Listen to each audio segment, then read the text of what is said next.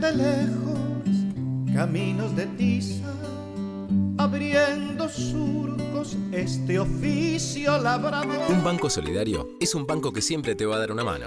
Por eso tenemos un montón de beneficios pensados para vos. Conocelos en cualquiera de nuestras filiales en todo el país o en bancocredicop.com. Banco Credicop Cooperativo, la banca solidaria. ¿Qué tal? ¿Cómo les va? Hoy vamos a volver a la infancia a través de aquellos textos que marcaron a muchas generaciones. Textos literarios, libros escolares, libros prohibidos también, todos sintetizados aquí en Biblioteca Infantil. Nosotros al encuentro de nuestras invitadas. El hada bondadosa Y el príncipe valiente se fueron en carroza, se fueron en diciembre. Se fue Caperucita con el lobo feroz, para que nadie insista en comernos mejor. Bueno, aquí estamos con Lila y Susana. ¿Cuál fue el propósito de esta publicación? Quiero decir, ¿cómo se fue gestando desde la imagen y la palabra? El propósito, siempre decimos, es un libro, es una propuesta bastante singular porque es un libro indefinido en términos de sus destinatarios, ya que puede ser disfrutado tanto por chicos como por grandes. Y siempre insistimos en esta cosa de que tiene un carácter muy evocativo de la infancia al ser justamente una mirada retrospectiva de nuestro primer acercamiento a la literatura cuando éramos chicas. Entonces, en principio, creemos que ese es el potencial o el atractivo que tiene para los lectores que ya no vamos a ser nosotras. En nosotras surgió con esa impronta, con esa intención. Y, por otro lado, otro rasgo es que tenía que ser muy cuidado estéticamente, en el sentido de que al pensarlo como un libro álbum en el que dialogaran las imágenes mías y los textos y los poemas de Lila, necesitábamos encontrar una forma que uniera esos dos lenguajes de una manera como amable y que se fusionaran realmente como creemos que pasó. Y bueno, esa pata era el diseño, por eso el libro también es muy cuidado en ese sentido. Sí, nosotros cuando empezamos a pensar la idea, yo tenía algunos poquitos poemas escritos. En ese momento vi una muestra de Su que era también tenía que ver con la temática de la infancia.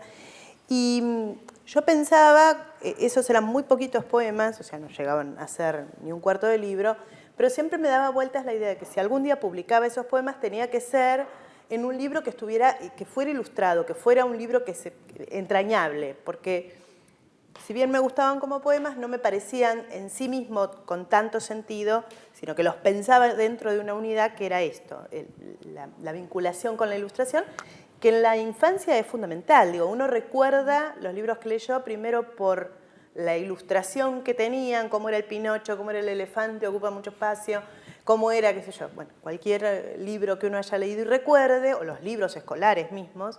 Entonces, me parecía que tenía que ver eso. Y bueno, en un momento enganchamos y llevó bastante tiempo poder concretarlo, ¿no? Ahora, ¿para qué volver a los libros de la infancia? ¿Para proponer otra mirada? ¿Para ponerlos en interrogación? ¿Para recrear esos textos? ¿Para qué?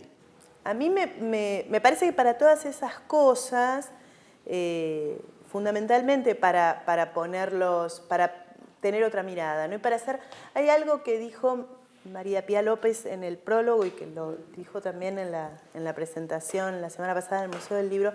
Ella habló del desvío, ¿no? O sea, de una lectura diferente tanto desde lo que dicen los poemas como desde las ilustraciones, ¿no? Sobre todo que quizás se ve más claramente en los clásicos, ¿no? Es una caperucita que camina, en el collage es una caperucita que camina sobre el lobo, el lomo del lobo, ¿no? O sea, hay ahí una inversión, un desvío respecto de la idea original de Caperucita.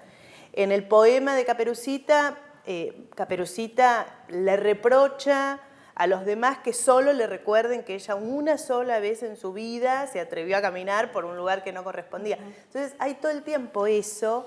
En La vendedora de fósforos, que bueno, es un cuento tremendo, la vendedora está protegida, digamos, la nieve está afuera en el collage y ella está en una especie de casita que es lo que no tiene La vendedora de fósforos, ¿no? En Hansel y Gretel, bueno, también se reprochan los hermanos la lectura de un libro. Y la Cenicienta está un poco cansada. Está cansada, claro.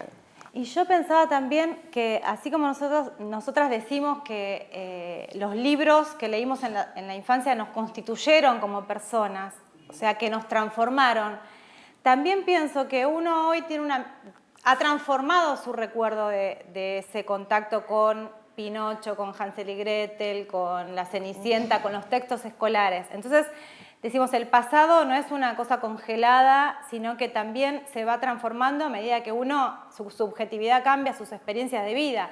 Pienso en algo muy simple, cómo leeríamos Hansel y Gretel de pequeños y cómo lo vemos ahora que somos madres o padres, cuando un señor abandona a sus hijos porque lo convence la madrastra, o sea, y los deja a merced de los animales salvajes en un bosque o lo que fuese. Quiero decir, tanto es, la subjetividad de uno se formó con todo aquello que lee, y aquello que lee se va transformando a medida que uno incorpora nuevas experiencias, nuevos saberes, nuevos posicionamientos ante la vida.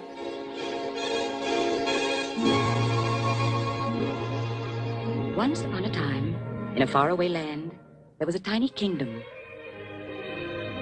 Peaceful, prosperous, and rich in romance and tradition. Here in a stately chateau, there lived a widowed gentleman and his little daughter, Cinderella. Although he was a kind and devoted father and gave his beloved child every luxury and comfort, still he felt she needed a mother's care. And so he married again, choosing for his second wife a woman of good family with 2 daughters just Cinderella's age, by name Anastasia and Rosella. It was upon the untimely death of this good man, however, that the stepmother's true nature was revealed. Cold, cruel, and bitterly jealous of Cinderella's charm and beauty, she was grimly determined to forward the interests of her own 2 awkward daughters. Thus, as time went by, the chateau fell into disrepair, for the family fortunes were squandered upon the vain and selfish stepsisters, while Cinderella was abused, humiliated, and finally forced to become a servant in her own house. And yet, through it all, Cinderella remained ever gentle and kind. For with each dawn, she found new hope that someday her dreams of happiness would come true.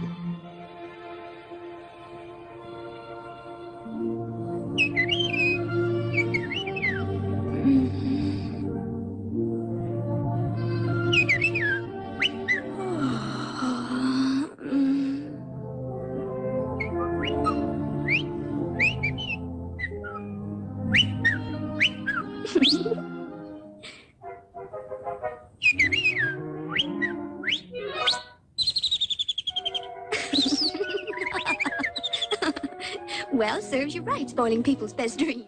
Bueno, todos esos libros que mencionan de alguna manera formaron nuestra biografía lectora, como dice muchas veces Laura de Betach.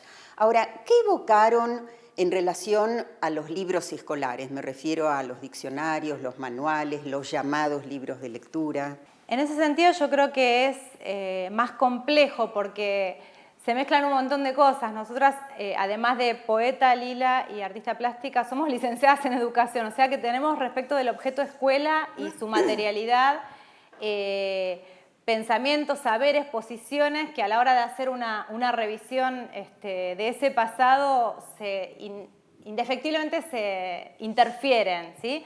Así que en mi caso, ahora Lila contará su perspectiva, pero en mi caso hubo que hacer como una especie de borrado de esa memoria de saberes profesionales respecto de los libros y volver a ese recuerdo un poco más virgen. Y yo en esos collages, en estas obras en papel, hice un poco un guiño a los libros que a mí estéticamente más me marcaron, ¿sí?